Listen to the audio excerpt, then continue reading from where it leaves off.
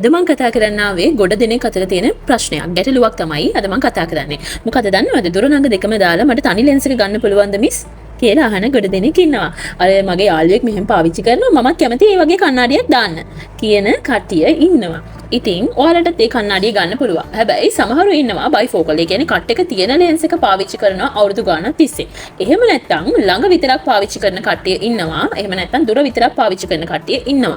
ඉතින් බොහෝ දෙනෙකුට සමහරුන්ට තියෙනවා මේ ගැටලුව මම ලොකු ගාණක් දීලා කණ්ණාඩියක් ගත්තා ඒ වුණාට මට මෙලෝ සසලක් පේන්නේ හරිම අමාරුයි මේක ફોකස් කරන්න මට එපා වෙනවා මේ කණ්ණාඩි පාවිච්චි කරලා අපරාධි මගේ සල්ලි කියන කිහිප දෙනෙක් ඉන්නවා කිහිප දෙනෙක් නෙමෙයි ගොඩ දෙනෙක් ඉන්නවා ඉතින් ඔයා ප්‍රෝග්‍රෙසිව් ලෙන්ස් එක කියලා තමයි අපි ඔය ලෙන්ස් එකට කියලා කියන්නේ ප්‍රෝග්‍රෙසිව් එහෙම නැත්නම් මල්ටිෆෝකල් කියලා කියනවා ගොඩක් ව්‍යවහාරයේ මල්ටිෆෝකල් කියන එක තියෙනවා ප්‍රෝග්‍රෙසිව් කියන එක එච්චරම නැහැ හැබැයි අපි ප්‍රෝග්‍රෙසිව් කියලා කියනවා මේ ලෙන්ස් එකට ඉතින් මේ ලෙන්ස් එක පාවිච්චි කරන්න ගන්න කෙනෙකුට සැලකිලිමත් විය යුතු කාරණා සම්බන්ධයෙන් තමයි මම අද කතා කරන්නේ සමහර වෙලාවට ඔයගේ කණ්ණාඩිය පේන්නේ නැත්නම් මට අමාරුයි මේ කණ්ණාඩිය කියලා කියන කට්ටියට මේ වීඩියෝ එක අවසාන වෙනකම් අහන්න බලන්න ඔයගලන්ට වටින කියන කාරණා කිහිපයක්ම කියවෙනවා ඉතින් අපි ප්‍රෝග්‍රෙසිව් ලෙන්ස් එකක් ගන්නකොට ප්‍රෝග්‍රෙසිව් ලෙන්ස් එක අමාරු කට්ටිය වෙනවා මෙහෙම කට්ටිය බයිෆෝකල් පාවිච්චි කරනවා අවුරුදු ගාණක් තිස්සේ කියන්නේ කට් එක තියෙන ලෙන්ස් එක පාවිච්චි කරනවා එහෙම නැත්නම් සිංගල් විෂන් ඒ කියන්නේ දුර හෝ ළඟ එකම ලෙන්ස් එකේ එක පව එකයි තියෙන්නේ දුර හෝ ළඟ විතරයි ඉතින් ඒ වගේ කට්ටියට ප්‍රෝග්‍රෙසිව් ලෙන්ස් එකකට ගියාම පොඩි අපහසුතාවයක් තියෙනවා. මොකද සම්පූර්ණ කණ්ණාඩිය එක පව එකක් නෙමෙයිනේ තියෙන්නේ.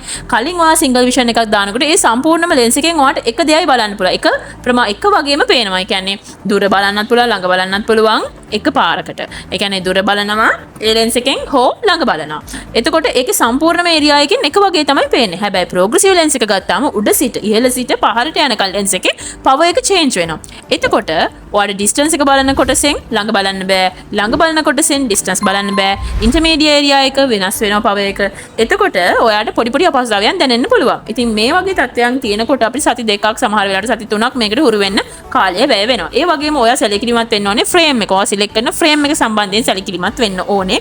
කුඩා ෆ්‍රේම් එකකට ගියාමත් ගැටලුව වැඩි විශාල ෆ්‍රේම් එකකට ගියාමත් ගැටලුව වැඩි ඒක ගැන ඔප්ටිෂියන් එක්ක සාකච්ඡා කරලා ඔයාලට ගැළපෙන ෆ්‍රේම් එක තෝරගන්න මොකද ස්ටයිල් එකට ගියා කියලා ඔයාට කැමති ෆැෂන් එකට ගියා කියලා ඔයාගේ පෙනීම හදාගන්න අපහසු නම් ඔයාට අවශ්‍ය විදිහට කණ්ණාඩිය හදාගන්න අපහසු නම් ඔයාගේ මුදල් වියදම් කරන කාරණාවෙන් කිසිම වැදගත් කමක් නැති වෙනවා ඔයාට වටිනාකමක් නැති වෙනවා. ඉතින් මතක් කරලම ඔයා ෆ්‍රේම් එක සිලෙක්ට් කරද්දී ඒ සම්බන්ධයෙන් දැනුම තියෙන ඔප්ටිෂියන් කෙනෙක්, ඔප්ටොමැට්‍රිස්ට් කෙනෙක්ගෙන් ඕගොල්ලන් ඒ සම්බන්ධයෙන් පොදයක් ලබා ගන්න පුළුවන්.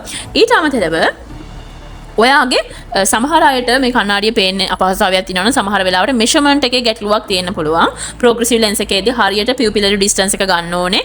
ඒ මෙෂර්මන්ට් එක හරියට සෙග්මන්ට් හයිට් එක තියෙන්න ඕනේ. ලෙන්ස් එකේ ඩිස්ටන්ස් එක බලන තැන, රීඩින් බලන තැන, ඉන්ටර්මීඩියට් ඒරියා එක ඒක ඔයාගේ ඇහි මෙෂර්මන්ට් එක අනුව ඔයාගේ ෆ්‍රේම් සිලෙක්ෂන් එක අනුව හරියට මෙෂර් වෙලා තියෙන්න ඕනේ. සමහර වෙලාවට ඔයාලට කණ්ණාඩියේ ගැටලුවක් තියෙනවා නම් මේ මෙෂර්මන්ට් ප්‍රශ්නයක් වෙන්නත් පුළුවන්. එහෙම නැත්නම් ඔයා තෝරගත්ත ලෙන්ස් ඩිසයින් එක කියන්නේ ඔයා බජට් අඩු ලෙන්ස් එකකට ගියා කියමුකෝ. එතකොට ඒරියා එක අඩු ඒරියා එක. ප්‍රෝග්‍රෙසිව් ලෙන්සස් වල අපිට පුළුවන් එක ඒරියාස් ගන්න. වයිඩ් ඒරියා ගන්න පුළුවන්, නැරෝ ඒරියා ගන්න පුළුවන්. නැරෝ ඒරියා එකට ගියාම ඔයාලට පුංචි කොටසක් තමයි පැහැදිලිව වඩා පැහැදිලිව පේන්නේ. හැබැයි ඔයා වැඩිපුර ඉන්නේ කම්පියුටර් එකේ. හැබැයි ඔයා වැඩිපුර රීඩ් කරනවා. සයිඩ් වීව් එක අවශ්‍ය වෙනවා. එහෙම කෙනෙකුට ඔයාට චූටි ඒරියා එක පොඩි නැරෝ ඒරියා එකකට ගියාම අපහසුතාවය වැඩි. බජට් ලෙන්ස් එකකට ගියාම ওই ප්‍රෝග්‍රෙසිව් ලෙන්ස් එක මට අවශ්‍යම නැහැ කියන කට්ටිය ගොඩ දෙනෙක් ඉන්නවා. ඉතින් ඔයාගේ උපරිම යන්න පුළුවන් කණ්ණාඩියකට වෙන් කර ගන්න පුළුවන් උපරිම මුදල් ප්‍රමාණය සලකලා බලලා ඔයාට ගැළපෙන ඔයාගේ ලයිෆ් ස්ටයිල් එක ඔයාගේ ජීවිතේ ගෙනියන විදිහ අනුව ඔයා ලෙන්ස් එක සිලෙක්ට් කරගන්න. ඊළඟට මම ඉස්සෙල්ලා ෆ්‍රේම් සිලෙක්ෂන් එකත් හරියට බලන්න ඕනේ කියලා. ඊට පස්සේ වගේම දවස් සති දෙකක් තුනක් මේ කාලය ගත වෙනවා. එහෙම කාලය ගත වෙලත් ඔයාට කණ්ණාඩිය පැහැදිලි නැත්නම් ඔයා පර්චේස් කරපු තැනට යන්න සමහරවිට මෙෂර්මන්ට් ගැටලුව තියෙන්න පුළුවන්. එයාගෙන් අවබෝධය ලබා ගන්න පුළුවන්. මොකද්ද මේ ගැටලුව කියලා. ඔයා පාවිච්චි කරන විදිහේ ගැටලුවක් තියෙන්න පුළුවන්. ඔයා බලන්න ඕනේ තැනින් නෙමෙයි ඩිස්ටන්ස් බලන්නේ, රීඩ් කරන්න ඕනේ තැනින් නෙමෙයි රීඩ් කරන්නේ. එහෙම ප්‍රශ්න වෙන්න පුළුවන්. ඉතින් මේක තමයි වෙන්න පුළුවන් කාරණා. ඉතින් ප්‍රෝග්‍රෙසිව් ලෙන්ස් එක තමයි දැන් ඉස්සරහට එන්නේ බයිෆෝකල් ලෙන්ස් එකට වඩා. බයිෆෝකල් ලෙන්සස් පාවිච්චි කරලා ප්‍රෝග්‍රෙසිව් ලෙන්ස් එකට ගියාම පොඩි අපහසුතාවයක් තියෙනවා. සිංගල් විෂන් ලෙන්සස් අවුරුදු ගාණක් තිස්සේ පාවිච්චි කරලා ප්‍රෝග්‍රෙසිව් ලෙන්සස් වලට ගියාම පොඩි අපහසුතාවයක් තියෙනවා. හැබැයි මම ඉස්සෙල්ලා කියපු කාරණා සැලකිලිමත් වෙලා ඔයා හරියට ෆ්‍රේම් එක සිලෙක්ට් කරලා ඔයාගේ ලයිෆ් ස්ටයිල් එකට ඔයා ලෙන්ස් එක සිලෙක්ට් කරොත් කිසිම ගැටලුවක් වෙන්නේ නැහැ. ඔයා ඔයාගේ බජට් එක බලලා යන්න පුළුවන්. හොඳම ලෙන්ස් එකට යන්න. එතකොට ඔයාලට කිසිම ගැටලුවක් වෙන්නේ නැහැ.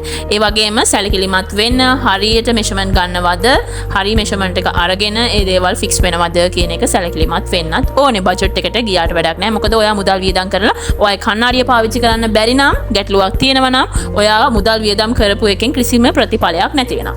ඉතින් මේ වගේ වැදගත් වීඩියෝස් බලන්න, කණ්ණාඩි සම්බන්ධයෙන් වැදගත් වීඩියෝස් බලන්න, අහන්න. මගේ channel එක subscribe කරලා තියාගන්න අමතක කරන්න එපා. bell icon එක click කරලා තියාගන්න.